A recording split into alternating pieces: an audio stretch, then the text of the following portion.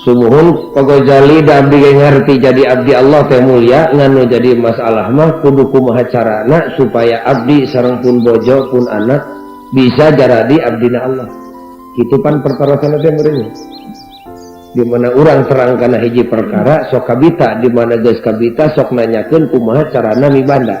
Model ibu mun kaungan putra parantos dewasa biasana sok didangdanan budak teh buuk panjang meusan diteuteup. Curiwis meusan diperengkelkeun. Mun boga duit dikreu teu boga duit pan cungkir dibeuleum. Jig nyai ulin ka jalan ngarah naon tah? Ngarah ka temong. Usaha ku lalaki. Ari geus ka temong ngarah lalaki kabita, ari geus kabita ngarah mibanda. Tadi mana lalaki kabita pasti nanyakeun anak sahanya euy. Anak si anu kumaha carana supaya dibikeun ka urang pan kitu meureun. Musim kuring didagangkeun abdi Allah teh mulia, kaum muslimin bakal nanya kumaha carana supaya abdi sakulawarga bisa jadi abdina Allah.